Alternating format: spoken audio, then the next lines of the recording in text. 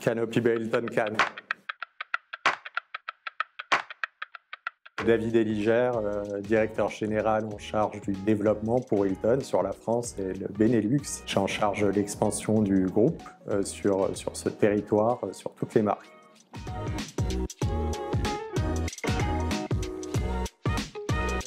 Donc, vous voyez, 2023, une très belle année, autant sur les exploitations, sur le développement. Sur le développement, du point de vue global, on a ouvert un hôtel tous les jours. Et du point de vue du pipeline, on a bien renforcé le pipeline. On a plus de 3300 hôtels dans le pipeline, ce qui est un record pour Hilton. Et ce qu'il faut vraiment remarquer, c'est que sur ce pipeline, 60% est en cours de construction. Donc c'est des vrais projets engagés avec des chantiers en cours. Ça, c'est du point de vue global.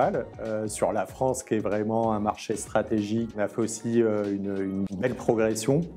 Si on regarde même un peu dans le passé, il y a peu de temps, on avait 6 hôtels et 2 marques. On a 29 hôtels maintenant et 8 marques. Donc, presque plus que de la croissance, ça a été une transformation de la compagnie sur le pays, avec des ouvertures sur à peu près tous les segments et des marques maintenant qui vont du milieu de gamme jusqu'au luxe. À titre d'exemple, ce qu'on a ouvert en 2024, on a vraiment 2 groupes qui se distinguent. On a le premier groupe qui est le lifestyle, qui plaît à notre clientèle, qui plaît à nos propriétaires. Donc on est vraiment dans un cercle vertueux.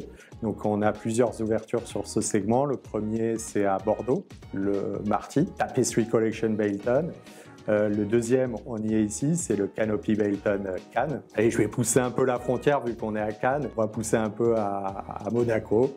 Et Monaco, on a converti le Columbus, qui est une conversion sous notre marque Upper Upscale Curio Collection by Hilton. Donc ça, c'est vraiment ce focus assez lifestyle, assez collection qu'on a. Le deuxième focus, c'est toujours les marques mid-scale et le focus avec Hampton by Hilton et Hilton Garden Inn. Et cette année, on aura ouvert 2 hôtels avec Hilton Garden Inn, donc le Hilton Garden Inn Marseille Aéroport et le Hilton Garden Inn La Villette. Ce qui fait qu'aujourd'hui, Garden Inn, qui était une marque qui n'existait pas encore en 2017, le premier qu'on a ouvert en 2018, Bordeaux, on est à 7 hôtels en 5 ans.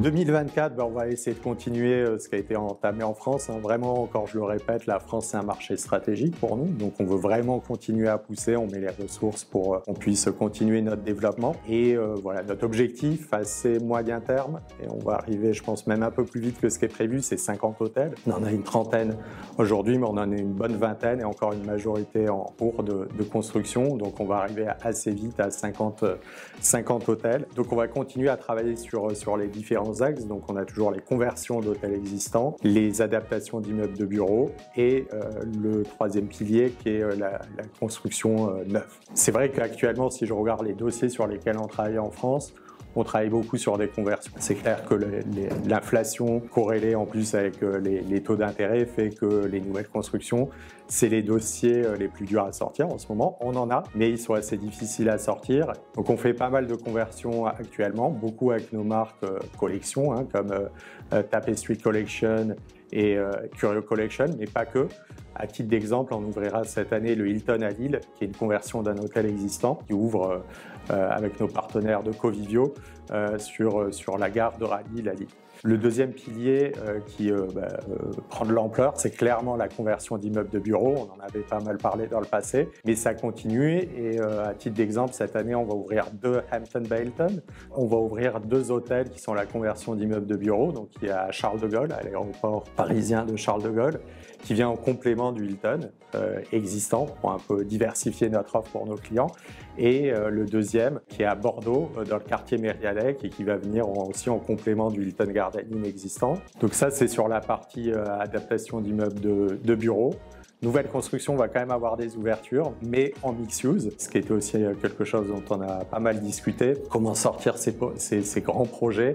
En hôtel, des fois, c'est un peu difficile. Qu'en bureau, actuellement, c'est plus que difficile. Donc, combiner sur des mixed-use.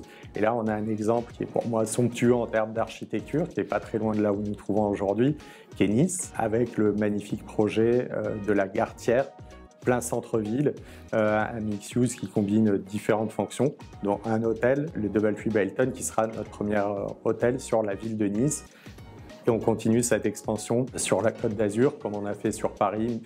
Très forte expansion aussi sur la Côte d'Azur avec Cannes, là où on est aujourd'hui, Nice, mais aussi Monaco ou Saint-Tropez. Le dernier volet, c'est les nouvelles constructions pures. On en a encore quelques-uns, mais c'est vrai, plus difficile à sortir actuellement. Mais on espère qu'avec la baisse des taux d'intérêt, c'est quelque chose qui va repartir, en particulier pour Hampton Bay Hilton et Hilton Garden Inn. D'où ta présence au MIPIM, entre autres.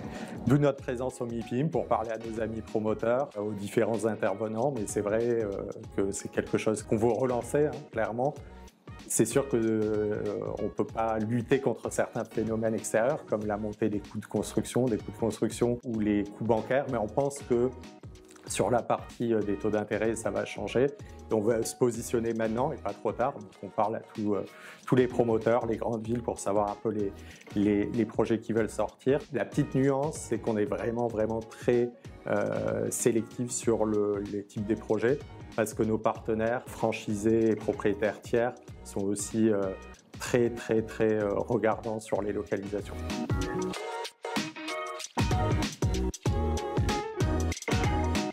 Donc le Benelux, ça reste un très beau marché, en particulier le marché néerlandais.